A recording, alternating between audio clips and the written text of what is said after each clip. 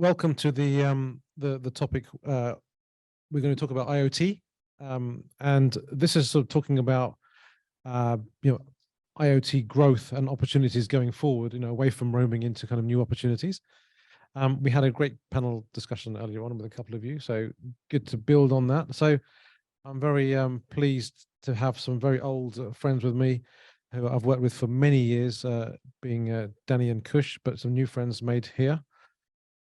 So what I like to do first of all is just to kick off by first of all saying thank you very much for whoever's here, and hopefully some more will come, and whoever's watching on the video. Thanks to the organizers again, Laura again, for fantastic organization as ever. I'd like to first of all introduce the team, just a few seconds on yourselves, and then end up with Ronnie, who's going to give us a little talk, and then we'll come back into the discussion. So just keep it fluid and open, please. As a small audience, but please do get involved and engage. Let's start with yourself, Adnan. Introduce yourself very briefly. Good afternoon, everyone, and thanks for joining us. It's always been a pleasure to attend this conference in London. About myself, Adnan Jamil. I'm the Managing Director of Universal Call Limited. Previously, I worked for BT for 22 years. And for the last 10 years, I'm managing Universal. So we do data, voice, and SMS messaging. So yes, it's going to be an interesting conversation. Let's see how it goes. Thank you. Thank you, Adnan. Afternoon, all. My name is Kushal Shah. I work for BT Wholesale, and I'm responsible for bringing on board new partners onto our EE network. So it's wholesale mobile, and that's usually in the form of an MVNO or related models. I look forward to the discussion. Good afternoon. My name is Shane Clemens. I'm part of the Verizon Partner Solutions organization. My role at Verizon is essentially to help work with our carrier partners, MNOs, MVNOs, and other providers to help deliver a value proposition for your customers within the US, specific to IoT, data center services, security, and a few other services. Yeah, I should actually introduce myself. I didn't do that earlier on because most of you know me. But my name's Aaron, as you know. I run a boutique consultancy business specializing in all things TMT. We work across the globe on market intelligence, global strategy, go-to-market mainly, and operational, and M&A is a big kind of topic for us right now. So that's me. Danny? Thanks, Aaron. I'm Danny Priestle, Senior Partner of the Telecom Specialized Law Firm Priestle & Co. And we advise on legal and regulatory aspects of telecoms throughout the world, and I would say even throughout the telecoms ecosystem, often working hand in glove with the specialist advisors and consultants such as Aaron's Red Dawn Consulting. So a real pleasure to be here with this distinguished group of panelists. Okay, and just want to introduce Ronnie finally, who's going to also be giving us a little presentation. So Ronnie, please. I'm Ronnie Cohen from FloLIVE. We run a global infrastructure of core network specifically for the IoT sector. Our customers are mobile networks and IoT service providers where they use our infrastructure across the world, connectivity and local connectivity spread out around the world. That's our main sector. Please, take the stage. Shall I take this one? Sure. Okay, so we run a little presentation, and we've sort of have a little presentation today, which I'll give around the growth, the journey from sort of roaming to IoT revenue growth for the service provider and the carrier business. Let's use this. So we kind of start today really with, with the revenue growth of the IoT sector. Okay, we've done that too long. So really the IoT cellular market, we've seen, so it's been a slow growth. We were discussing this in the previous panel, how I heard the CEO of Ericsson in 2009 say there's 50 billion devices in 20 past. And it's a long time ago, and we haven't reached 50 billion devices. However, we have seen definitely a growth on quarter-on-quarter growth in the last few years. And really last year, I think we've seen tremendous growth post sort of the COVID time. Suddenly, I think COVID has something really good to do with IoT. IoT growth really exploded during this period. But we see that in the next 3 years or so, we're going to double. And then again, in 6 years, we're going to double that again. So the IoT revenue growth is definitely there at the moment. We see a trend of devices. It's a naturally growing industry. The more use cases are coming out, suddenly the adoption is really there, but it comes with some challenges, and we'll sort of talk about those today and how we tackle them. Really what we sort of like to, how we see things, and how in FloLIVE we saw the world sort of was split in the last 10 years till 2010 to 2020. And then from 2020 onwards now, we look at the market in a sense that the OEMs really who are driving the market, you know, the device manufacturers, the people who are the device operators or the train lines, or people who are making the devices at the factories, really, they were concerned in the last 10 years, perhaps they were concerned with cost and coverage, whereas, you know, they're becoming a lot more sophisticated since 2020. And perhaps they didn't have a choice. And I said that in the previous conversations, perhaps they didn't have a choice. The services were just not there. So there's a lot more complexity around and demand from the OEMs, how they'd like to operate the network. And we saw sort of their approach, you know, we say some of them have been burned. Practically, they've all have to become experts. And we've sort of seen examples of that with Siemens and John Deere. And suddenly these companies are running their own cellular infrastructure because they haven't got a choice. And all of that was driven by sort of poor performance, security. And really, I always said when we started the business that MNOs were local and IoT is global. And that still drives our vision today, and that still drives what we do. It's a global service, whereas sort of, you know, being in the MNO world for many years, you know, you always protected your geographical region and where you got spectrum for, and you monetize that as an MNO. And I think that the IoT sector is driven by a global need and a global demand. How am I getting the next one? Okay. So really the challenges for the MNOs, what we sort of, typically I split these into these five, always these five things, or these five subjects are really what's driving our challenges, what's driving the OEMs to challenge the MNOs. And here we go with sort of the roaming. We understand that the roaming is no longer a solution. The large blue chip enterprise OEMs, either the enterprise cars or whether they're OEMs, again, they're always being challenged by the issue of roaming. They cannot get the right service. They cannot get the right price points. So price points change. They cannot get the same level of security. I'll touch on the security in a later slide.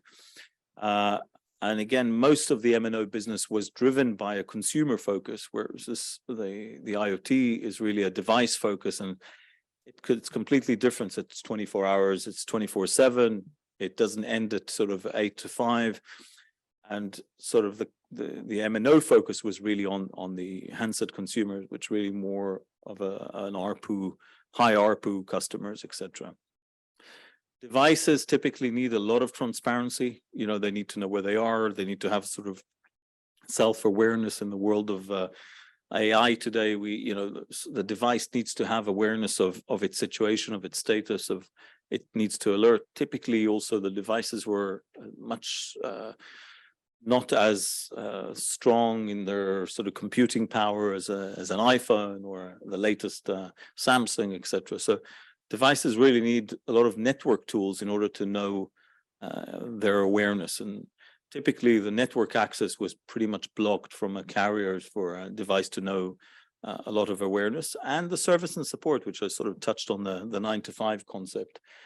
So again, you know, trying to reach these global SLAs for a carrier, for an MNO, this was very difficult. If you see these global RFPs from the car industry or from the medical industry or from the transport and logistics industry, these are global devices, global requirements, which require a single level of security, a single level of performance. So building a high performance network, it's very difficult for an MNO to provide this in a network that's not theirs. And to provide transparency across other people's foreign networks is even more difficult than that. I'll touch on each one of these a little bit sort of individually, just sort of touching a little bit what they mean and how we try and challenge this, how we try and solve this, what our network looks like. And sort of from a global coverage point of view, what failed. Perhaps you can run the next slide for me. I don't know, this doesn't seem to. So lack of, why roaming failed, and sort of this is the first touch on that. So although low power, we see a lot better low power coverage today, the narrowband, the Cat-M1, which we discussed earlier with Verizon as well. Although low power is available in many countries, on the roaming side, it was really typically not there. Cat-M1 sort of happened, LTM happened because of 4G. But really it wasn't always available and there was no different pricing for that. High connectivity costs, although I'd say the OEMs could live with that, but the poor performance they couldn't live with. Where at some places they were getting 400 milliseconds and data was sort of rerouting across the world. It really, they couldn't sort of build a service around the world. And when OEMs really what they were trying to build was a device plus a service, and they couldn't sort of provide a device plus a service when they got poor performance. GDPR, security, sort of privacy, is becoming a major aspect in all our lives today. From every aspect we see these around us. But in GDPR today, we really need to provide the data in the same localized region where the devices are consumed.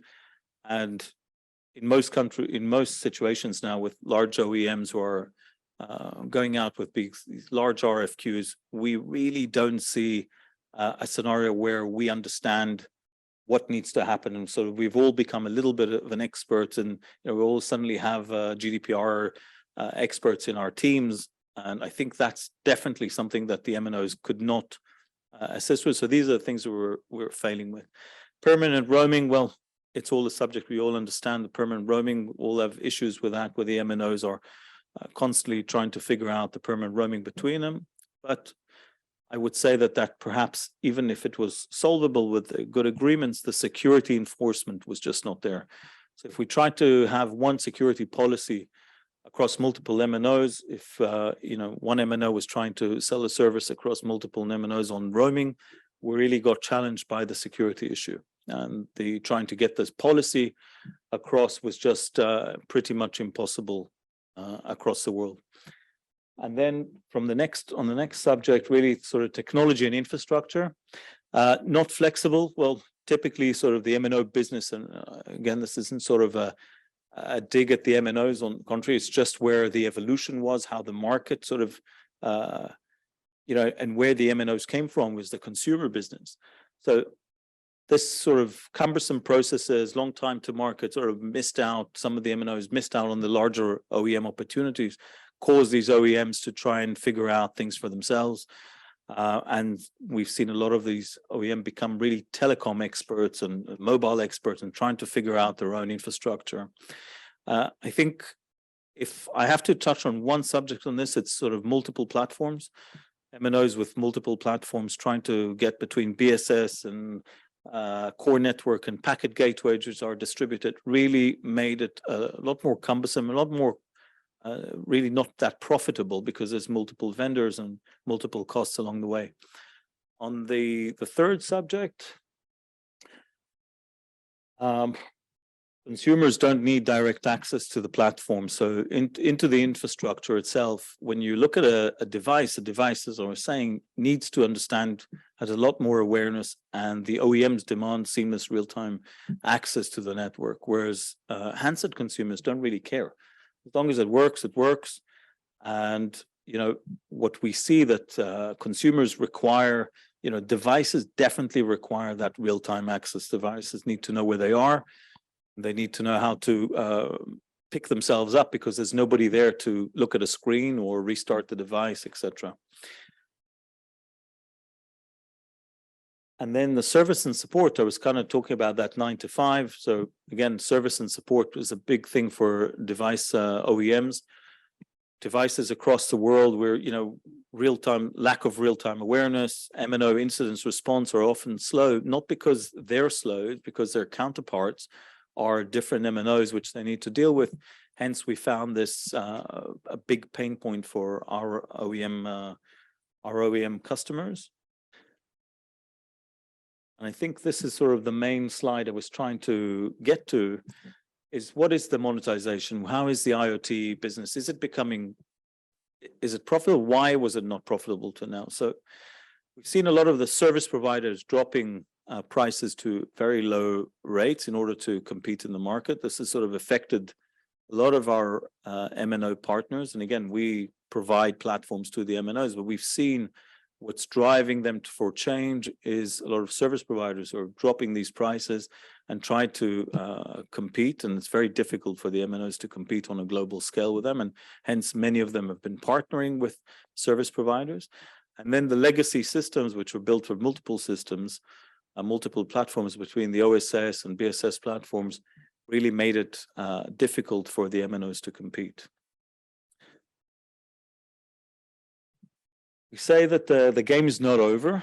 So revenue opportunities, I was saying on the first slide, the IoT business is growing. It's growing organically. It's growing fast. As we see it growing at the moment, it's sort of 25% per quarter, doubling every sort of 2 or 3 years. It's completely growing organically now. I think the time is now, but also the services that are required are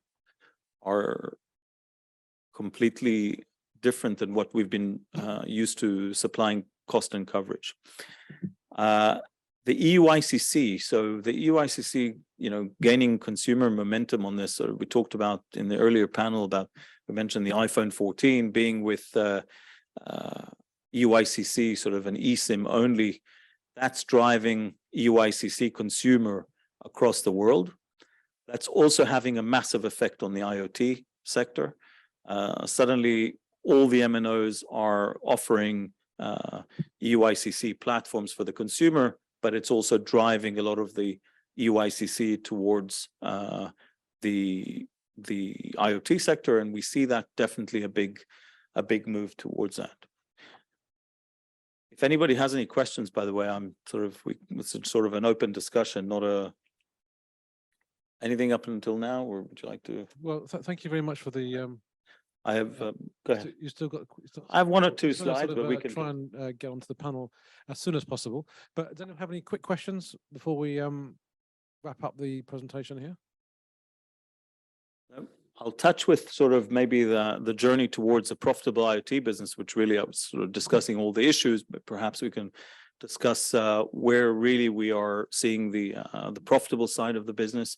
So localized coverage, complement existing roaming agreements, modern cloud-based, you know, software native core network infrastructure, an open network that provides visibility for devices and device awareness, and device-focused service tools for the OEMs and service providers in order for them to be able to manage their devices, troubleshoot it.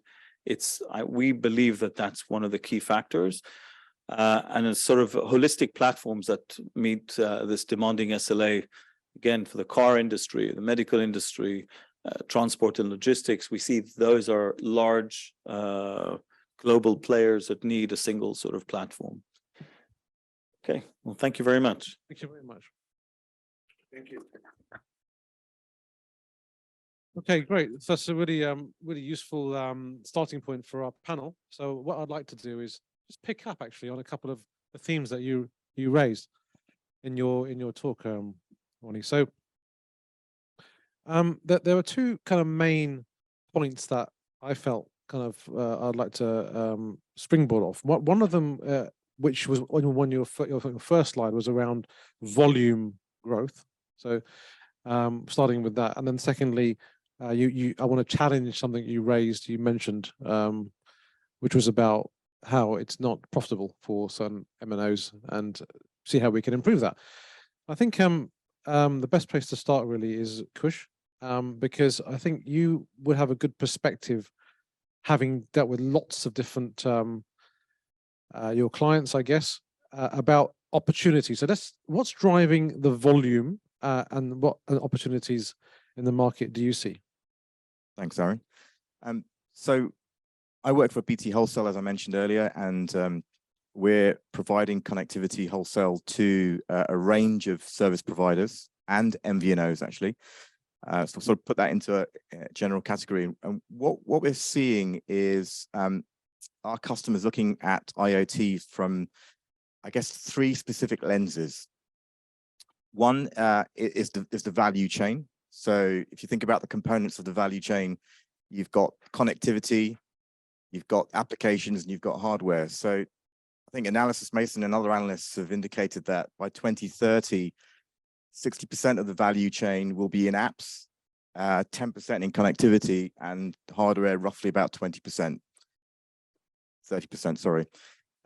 So that's where a lot of our service providers are looking is applications and how they actually leverage that growth. So it's sort of vertical segmentation, vertical sectors, e.g. healthcare, automotive, and really becoming specialists in those specific, or choosing 1 or 2 high growth areas and deciding that's going to be their core competency and differentiate versus other service providers. Secondly, going to the connectivity piece, it's a very competitive environment in connectivity, as we all know, and prices are going down, as you mentioned. So the opportunity to, again, differentiate there comes about by looking at some of the key nuances. You've got 2G all the way up to 5G, you've got NB-IoT, LTE-M, and the growth is coming from the low power network stuff. So it's about how do they leverage the growth in low power over the next 5 to 10 years, getting those networks in early, trying to grab market share early, etc. So that's a key opportunity. One other opportunity in connectivity, for example, is the 3G decommissioning. So a lot of the networks are decommissioning their networks over the next 2-3 years, specifically 2G or 3G, and that serves to be a huge opportunity for customers who have legacy devices attached to those networks and potentially want to change across to low power. And then also, I think finally, in terms of the going back, devices I think are quite interesting, but I'm not very familiar with that part of the market, as we don't have a lot of OEMs, interestingly, who want direct connection into our network. So that's quite interesting to note. But more so from the segmentation perspective in the sector, I think what's really interesting and what I'm seeing driving through onto our networks, a lot of automotive. That's really growing quickly.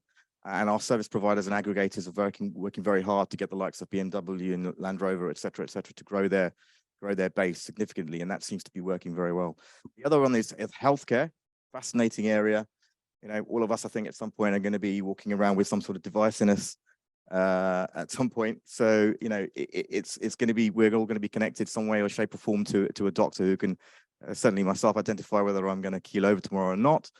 And, you know, that's going to be a very interesting environment, and as well as retail, logistics, etc. But it's interesting to see that you've got number of connections being very high in certain markets, in certain sectors, but the revenues being quite low. So there's a real balance between large number of connections and the average revenue per connection as well. So, and I think service providers are struggling between the two or finding sweet spots in certain areas. So I think for me, that's sort of a bit of a broad range of opportunities, I think, but hopefully we can drill down to some of them. That's good scene setting there. I thought we'd go to the other end of the world, the US, and talk about some opportunities emerging, shall we say, through the woodwork, from Shane. Sure. Thank you. Again, I'm coming from the United States for those of you who just joined. I'm with Verizon. So when we talk about IoT being problematic or not profitable for MNOs, I think where a lot of companies get it wrong is for Verizon, IoT is very profitable when we stick to what we can do ourselves, and we partner with select partners globally or through a software instance. So just to give you an example, we have a great network, our 5G, 4G, We've done away with the 3G network, but those two networks, 4G LTE and the 5G, are very robust within the US. So when an OEM comes to us and says, hey, we have this car, we want to develop and manufacture this car in one location, but we want you to support us globally with connectivity. What we do from Verizon is we solve for the pieces that we can solve ourselves. We provide the connectivity in the US. We partner with MNOs, MVNOs globally to ensure that there is that interoperability across the networks, across the regions, and it solves for the regulatory piece. So from our viewpoint, IoT has been a very lucrative business because we do kind of stick to what we can do ourselves, and we bring in those partners for the connectivity. Example of how we've been succeeding in this space has been in the automotive industry. We're doing, I won't name any partners today, but we have partners globally that are bringing us a book of business for automotive providers that are seeking one company to do business with to manage that, but they need network coverage in multiple different countries. And for us, that's been our strategy with growing that relationship, and it's been done through EUICC and eSIM capabilities. Danny, what are you seeing, in terms of the world you live in? I know you approach it mostly from a regulatory perspective, but what are you seeing as opportunities coming out of the woodwork? Yeah, thanks, Aaron. Actually, building upon what Kush was saying from a BTE perspective, and actually Shane from a Verizon perspective, they both mentioned automotive industry. I've been, as a lawyer, advising on a number of MNO to car manufacturer deals, both some cases advising the MNO, some cases advising the car manufacturer. And, I'm looking at it from the regulatory perspective, and I think jumping to the conclusion, you've got to get your regulatory analysis going on in parallel with the commercial discussions, because it becomes quite interesting, because typically the automotive, the car manufacturer will want to have the relationship with, the buyer of its cars. So, if you're talking about in-car entertainment, in-car hotspots, etc., it will be the interface with the driver, typically, or the passengers. So the problem there is many countries around the world, their regulators will consider, hold on, they are actually providing communication services. They need to be regulated as a licensed operator, and they're a car company, but some regulators will, and many actually will take the view, no, as far as the person in the car, they don't know who's providing the SIM, which is under the bonnet. They just know they have a relationship with the car manufacturer. So then it's a nightmare for the car manufacturers. And for the car manufacturer, you can swap other OEM, as laptops, to tablets, etc. So you really have a regulatory issue there. So on the projects I've advised, often it's actually been decided better that the actual MNO provider has that relationship. So the person, in the car will sign a contract directly with the, MNO. So you may have to make sure you've got a mechanism for that. Then the MNO's got all the data, but it has then the obligations. It becomes a licensed carrier in whichever country that car ends up potentially. Someone can buy the car in Belgium and live in Luxembourg, etc. So there's a lot of regulatory positions. Then you've got all the contractual part behind it, and then you've got all the GDPR elements. Ronnie Cohen was mentioned. So there's a lot of regulatory and legal commercial aspects on a global basis. And I think the main takeaway is make sure you approach them at the outset and in parallel with the commercial negotiations. Okay, so Ronnie, I know you've already explained, in quite a lot of detail, but just to summarize really sort of briefly for us, if we take away the what you see as being emerging opportunities that you're seeing, could you give us a quick summary? I think the way we see the market in terms of these opportunities that are coming up now is a single infrastructure for the OEMs and also service providers. We power a lot of the service providers in the market. I think the opportunities to help, if we want to help the industry grow and we want to sort of facilitate the industry growth, we need to be able to collectively partner together. The MNOs are definitely open to partnering together now that we've seen from the past, and we're experiencing this firsthand. We're on our network today, there's over 15 MNO groups, and they're all partnering together. So OEMs are now, working across multiple carriers, and the carriers are familiar with that. They understand that they're working, with one customer, but across multiple MNOs, and they're okay with it. And so it's not sort of a land grab. You have to hold your own customers. I think if I sort of take one thing away from what's happening in the market now, and I think this is the opportunities, the cooperation, and we all need to sort of help the OEMs away from becoming telecom experts. It's not their business. They're making cars, they're making farm equipment, they're making medical devices. Let's not try and make them telecom people, because it's boring enough. Yeah. So I just Yeah, just one sort of basic comment to make on this. What's interesting now is car manufacturers, they need telecoms lawyers. And, Ronnie said, it's companies there to make it easier for them. Suddenly they need telecoms lawyers. And they're also, more importantly, generating increasing amount of revenues for the telecoms operators. And that is, I guess, again, part of your growth strategy. It's very, very good for the industry to see that growth, and we're seeing it. So I just wanted to mention. I just wanted to sort of move over to Adnan, and I sort of realized that you come from a traditional voice and SMS world, and so on the spirit of evolution, right? How are you seeing things evolving from that world, and what opportunities are you seeing that you're witnessing? It's, again, as Ronnie said, it's very new, right? It's just coming in the forum, right? What we are going to be doing, how we are going to be doing. I consider myself as a user. I'm sort of using a phone. I don't want to know what's happening behind the scenes. So for me, it's very important that my phone, wherever I take it, it works. It delivers what I'm expecting out of it. So great presentation by yourself. So on that, I've got a number of questions, right, which I sort of want to ask the panel.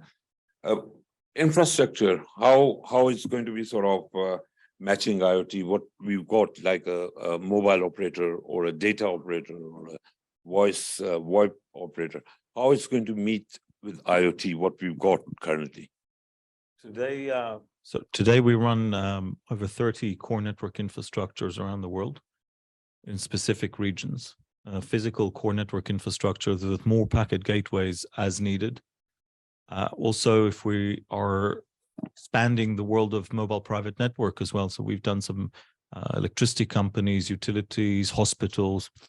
When you need very low latency, sort of high performance solutions, you need a single infrastructure for that. And sort of all the core networks that I've discussed, the physical, sort of the HLR, the HSS, packet gateways of various sort of from 2G to 5G, wherever our infrastructure supports it all, depending on the air interfaces that are there. However, so you talk about that, that's the first part of it, having a single infrastructure. So all these core networks are, and for all of these to behave locally. So local IMSI, we use EUICC containers with a multi-IMSI application running on a single EUICC container. So it's an EUICC profile that has multiple IMSIs on top of it. We always authenticate devices on our own core network, so we could provide that level of security and level of performance for the OEM. Again, we don't take away anything from the MNOs. On the contrary, the MNOs are our partners in this. The MNOs gain from those blue chip customers of ours, whether it's the laptop business, whether it's the car industry, whether it's utilities, water meters, solar panels, etc. So when they, eventually arrive at one of our partners' countries, they'll use their local IMSI, they would gain that benefit of that business. And so that's the infrastructure side. I think that sort of meets what you were saying. It's, the roaming is brought to a minimal as far as we're concerned, just because of all the things that I've sort of discussed. permanent roaming and all, etc. I just want to add to that, actually. Just it's very interesting you say that, because we are definitely seeing huge demand from, you know, the typical IoT service providers who've been around for a long while now, and they've been using roaming, and they're now coming to us, and UK being a key market in Europe, for either a direct connectivity deal via an MVNO, or if they have a core network already in place, then they are coming in via potentially inbound roaming agreement. So you're absolutely right, and it's already happening. And the key players have been around for a little while, have obviously, you know, figured this out, and they're on our doorstep currently doing deals. So that is playing out as we speak. If I could sort of just add to that, I think the business models also need to change. You know, this is the IoT business is a different business model than the consumer business. You can't sort of have a SIM in your hand now. IoT devices may be on a shelf for 6 months. They may be deployed in, you know, in a year's time. The business model needs to change as well to fit the IoT sector.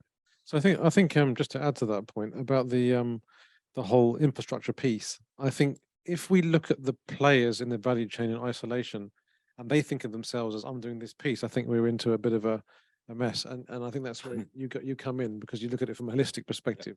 And I think that we can't look at connectivity in as a one bearer. It's got to look at satellite. We've got to look at low power. We've got to look at Wi-Fi and how they will interact. Because if we take a use case, which I mentioned in my previous panel, regarding something like, you know, a transport and logistics company, they need, maritime, they need air, they need on land, they need in building. If you look at, you know, military, you know, how do they get it in building if they're using satellite? How are they going to get it, in rural areas? You need a combination. I think once the infrastructure players start to think about a contiguous network of networks, which is one of Kush's phrases, and what that also means is that operators, which they're starting to do now, is becoming more open to having different networks, allowing, you know, more connectivity on one SIM, not just their own network. And that's kind of one evolution. Yeah, just to add to this, thank you very much. Very good answer.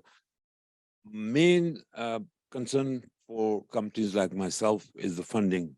Where it's going to be coming from, how much it's going to take, how long it's going to be, and what's going to be the return on that. Sorry. I think the key funding is coming at the end of it from sort of the business is coming from the OEMs, from the device operators. Always separated the OEM from someone who's manufacturing something to somebody who's using it. And I think the business is coming from there. That's where the main funding is coming from. And I think it's the traditional people who are funding these sort of businesses who are looking to fund, an extension to those businesses. And I think it's going to be a little bit sort of sectorized, if that's a word. So there's a good scope of investors to invest in here and get a return. The people who are investing in specific market segments will probably be investing in the connectivity for these market segments, I would say. So in the medical industry, you know, I would assume, and I don't know that, but I'm saying, you know, maybe GE Medical, or I don't know that for a fact. I'm just saying that, you know, somebody in the specific sector would be investing in that sector's extension. And that's what, you know, we've seen that.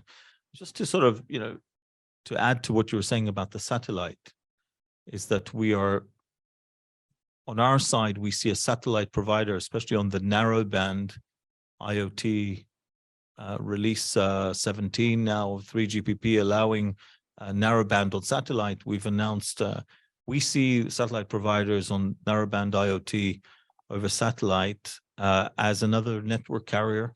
And we are essentially providing a core network to them in order to authenticate satellite-based devices, which could be a hybrid between. We've announced one of those. We're announcing a couple more partnerships with Skylo now in the US, but definitely that's a definitely growing market to close on those coverage gaps. Sorry, to add to your question about funding, it's a really interesting question, because if you look at some of the use cases in the marketplace, for example, wireless logic, private equity, I think it's Montague Investment actually doubled up on their investment. So normally private equity were usually out within 3 to 5 years, right? but Montague have doubled up and decided to continue their investment in wireless logic, in IoT. And that's, I think, going across the board in various countries. Private equity is going in big, and that just shows how much of an opportunity. It's because they had a great strategy and a great airtime deal, right? Right. Absolutely, yes. So that's kind of why. But it is very yeah. interesting. But I think what I'd like to do is move the conversation on. I know you've got other questions. Please add them in during the conversation. But about this, the second theme of the your presentation, which was about value monetization. Okay, so a lot of discussions we've had today, previously, and now, oh, how do we make money from this? It's not all about making money. It's about adding value to people's lives and you know, things we need. You know, healthcare being an example, but obviously it needs to be profitable. So the question I have for the panel really is around monetization strategies and what you think we can do to improve on those. Do you want to pick up on that one?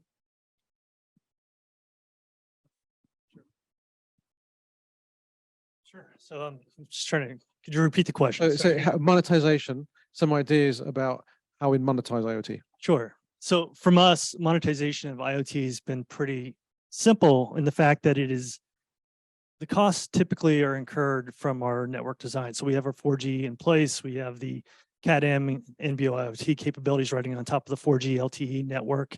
And then we have our 5G deployment.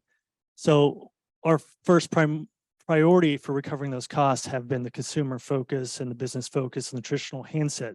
So when we come to IoT, we've been essentially adding that as a value add to our investment in that network. So we'll develop a platform that we use to activate the management of those devices. There's some costs associated there. So when we talk about how do we make money off of IoT, related to those costs we've done with that platform development, it's really been focused on a couple of different market areas. The first has been automotive. They have typically has the highest ARPU. And that's been a huge focus for us, especially since we haven't always had that global capability with LTE and with the 5G. We do have that global capabilities. So in the US, we're able to really go after that market share that was previously occupied by our competitors. So that's a big growth segment for us. When you look at the devices themselves, the consumer device, a lot of those devices may have a rate plan associated with them, but they may draw very little off the network or little cost to operate that device. So there's a lot of profitability in that type of model. So Kush, from a carrier perspective, right, an operator perspective, there's this is not meant to be a negative comment, but there's a view that, you know, operators have turned into a bit of a dumb pipe, right? Although you're obviously a key facilitator for other people to in monetizing. What are you doing to help improve your profitability from a carrier's perspective? So one of the key things that we're trying to do is slightly change our approach to the market, in the sense that operators tend to be sort of a little bit arrogant, in the sense to use our network, and our network's the best network. Although the EE network is the best network, we still have to be open-minded to the fact that actually for IoT, you need multi-network coverage. So we've just recently actually addressed that by launching a global sort of a national roaming SIM, which primary position is on the EE network, but it also then allows you to attach to the other networks in the UK if you need, for example, for coverage issues. So actually recognizing the needs of the IoT market and addressing them by specific propositions is absolutely critical, because the old operator mindset is not going to work and continue to work in the future. So that's sort of one key aspect. I think also, you know, we have a wholesale and a retail division effectively, and our retail division is specializing in certain sectors. I mentioned healthcare. We put a lot of investment into healthcare because of the nature of our position in the UK. We have the strong relationships with the healthcare industry, and that vertical specialism is critical to be able to then offer differentiation, offer the services backed by the connectivity, obviously. So I think it's really deep sector knowledge that allows us to do that. It's interesting you mentioned automotive, because we are strong in automotive, but we've actually got a couple of partners, such as Transitel is an example, that's specialized in automotive over the last few years and has won, significant contracts. So it's then also recognizing that you may not necessarily have all the core capabilities, but partnering with the right companies is essential as well. Adnan, from your perspective, what are you seeing as overlaying your kind of with an SMS, IoT? What are you doing to kind of monetize, or what are you seeing as monetizing opportunities? Obviously, for us, being in this industry, the cost is the main thing, right? That's very, very important to us. So what we have to look at, we're looking at it very closely, how we can sort of move towards that. For me, the big sort of question is legacy network. What we're going to be doing with our legacy network if we are moving to a new technology? How much is going to cost us, right, to sort of transform into the new sort of sector? So my question is, what's going to happen to the legacy network? Are we going to be sort of able to use it or rip it off and throw it away? No, Yeah, I mean, my view is that it's moving, to cloud-based as a service. Yeah. And I think that the infrastructure CapEx towards sort of an OpEx-based environment is what is going to happen, whether we like it or not. I think it's the Amazon Web Services and Azure, etc., have already sort of paved the way for us in terms of sort of servers and then storage and then databases, etc. I think that the move is already happening there in the telecoms world. So I think it's moving towards as a service, in infrastructure as a service, and then you can. And I think in a way it's also beneficial for you, because at the end of the day, you want to sell the latest technology to your customers. You don't really want to start constantly upgrading. I think some of those models are obsolete. and then that's, to answer your question, that's what we're looking at in companies like myself, moving towards the cloud base. Okay. The legacy servers we had, obviously ripping them and sort of getting rid of them. That's one way of doing it. So I think what's interesting is, when we're asked by our clients, how do we win new business? And operators say, why are we losing against service provider? I think the answer is that if you've got a specific requirement for, let's say, smart cities, and you've got static data that's on a specific network in country, that's operator makes sense. If you're going to a say car manufacturer that needs contiguous global connectivity, an infrastructure player makes sense.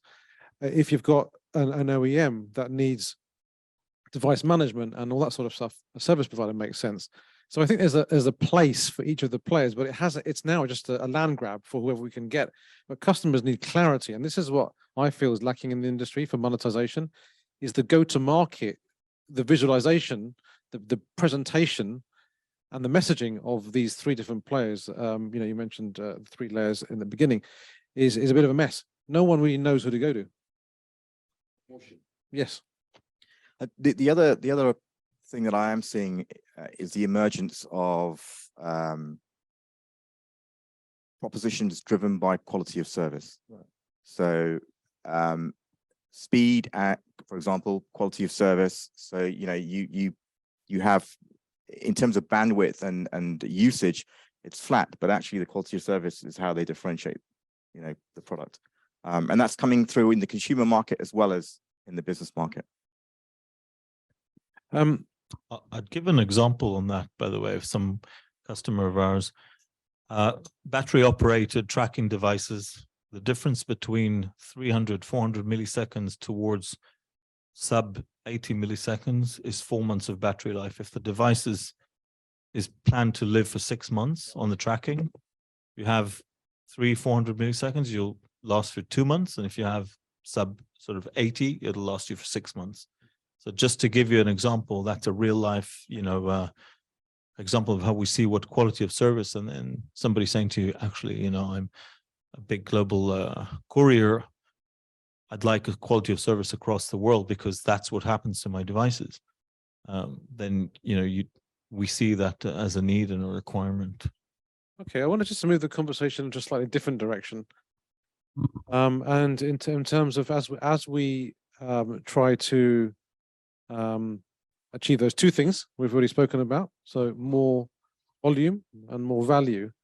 There's some lessons that we need to kind of learn and think about. So, Danny, I think it is a good time to sort of introduce the regulatory environment, and if you can give us, because we're not, I suppose most people wouldn't be as knowledgeable as you about that. So give us some pointers as to what we need to be thinking about. Thanks, Aaron. So I mentioned in general terms, that you've got to be careful that the OEM provider doesn't become considered to be the telecoms provider, which needs to be licensed. But even where you're in a model where you've actually negotiated and the MNO will be the licensed operator, there are a lot of issues to be considered, and some countries will require data to be housed in that particular country for lawful intercepts as well. So that, but I don't want to go through too much detail at this stage, but just to really know that advice needs to be taken at an early stage.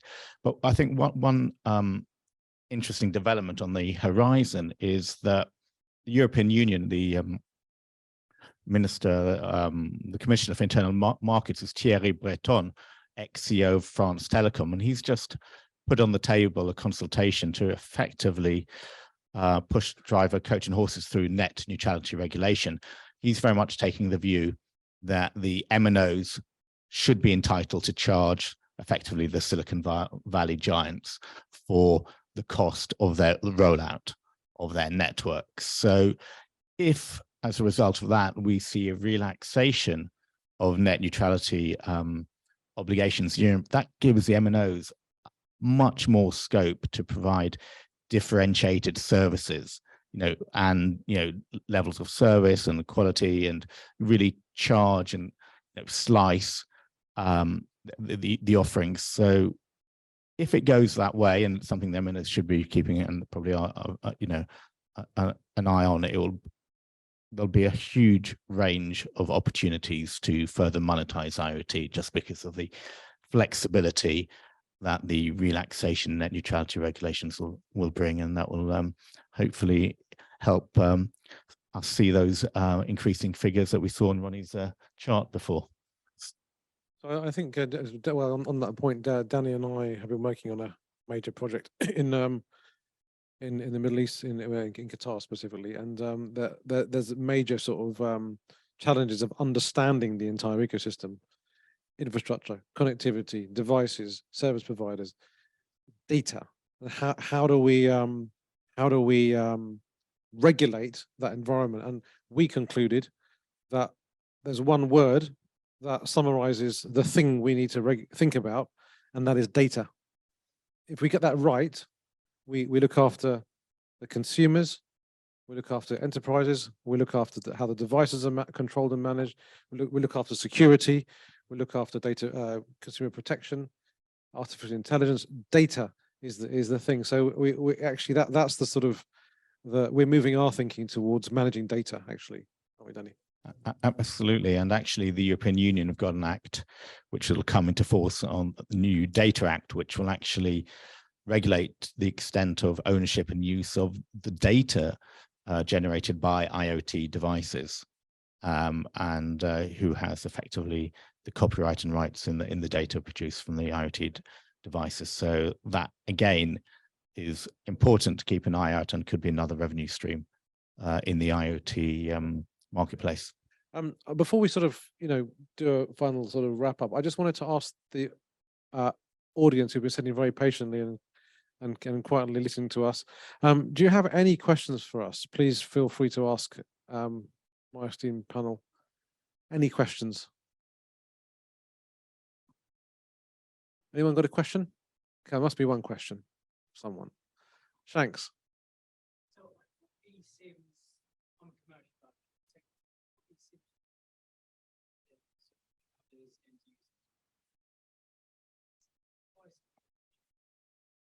you saying that all these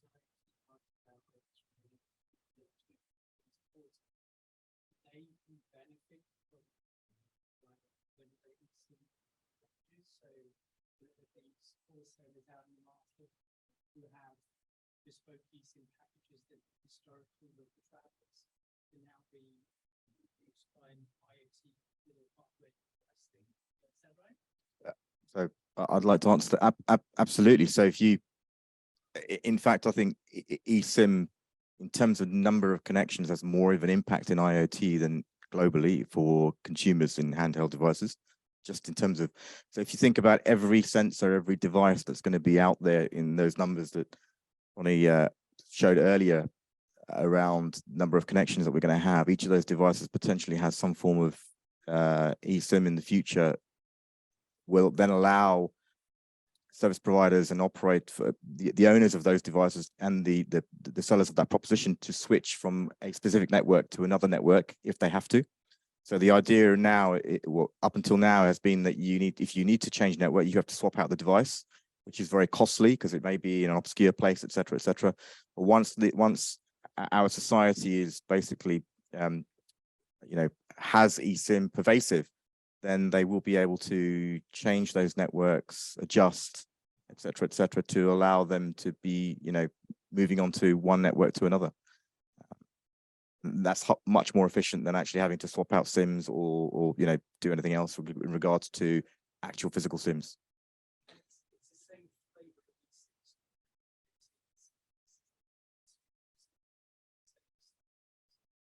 You use them both. So you could use a consumer eSIM technology inside the IoT. There is also an M2M version of this, which is sort of slightly slowing down a bit, but we think that the consumer eSIM is becoming very prominent as well inside the IoT. Consumer eSIM technology or standard is becoming prominent inside the IoT sector. And just to add on what you were saying, commercially, it's not about these packages. It's about the fact that we can enable a technology to create a package that's suitable for the IoT, using the same technology as, as that eSIM where you go and scan a QR code. There's just no need for the actual scanning because it's a device, but it's the same medium, it's the same method, and it's the same technology. Just you build the right business model for that, the right price points, right packages for it. Shane, do you want to say something? Sure. Just to add to that, from a Verizon viewpoint, when we talk about eSIMs, what's going on in the market is OEMs, think of an auto manufacturer, they're looking for one SIM, one SKU that can be deployed globally. So they may get a SIM card that has a Verizon profile loaded onto it. They may have another TELUS Canada profile loaded on it. It may have other providers from other markets. So it's not so much about the consumer, it's about where is that device being shipped to. So if it's being manufactured in one site, it's being shipped, they can leverage bootstrap roaming to move from like a Canadian profile to a US profile and a Verizon profile in the US. So it's really about the device and how it's pushed to the market for us. Great. I think we've kind of out of time, but what I'd like to do is just kind of wrap up, and whoever's been on my panels knows what's coming next, right? So just to spend no more than 10 seconds, I want to throw a wildcard question at you, right? And it always surprises me how shocked people are by this question. But if you could pick, looking ahead, right? Let's say 5 years from now, okay? What's the one big thing that you think will dominate in IoT? Let's start. 10 seconds, go. Data. Okay, Kush. AI, of course. Okay, yeah, very good. I'm going to go with data and AI. Yeah, it's got to be data, I'm afraid. I would say homework is dead. That's what my son says. Yeah. I think definitely on the IoT side, I think what we're going to see is a mass, a 10-to-1 on the consumer, so 10-to-1 volume on the IoT side compared to the consumer. And I think we need to be able to manage those, and that's sort of what we see is that's where it's going. How do we manage that? Yeah. So I'd say consumer hyperconnectivity. So I think that we're going to be ultra connected health tech. We're going to be relying on this for our security, for our for emergency, for monitoring, counting our steps through to push to talk, all of that's coming back. I think that's where we're going, because now the coverage is almost there and the infrastructure is almost there. Not quite. In 5 years, it will be. Okay, please. That's really interesting because it comes back to data, doesn't it? Right, it does. And monetizing that data. Yeah. So look, we're out of time. I'd like to thank you all for patiently listening to us, and organizers once again for a fantastic organization. Thanks to my colleagues, and look forward to continuing on into the evening tonight. Thank you very much. Thank you, Aaron.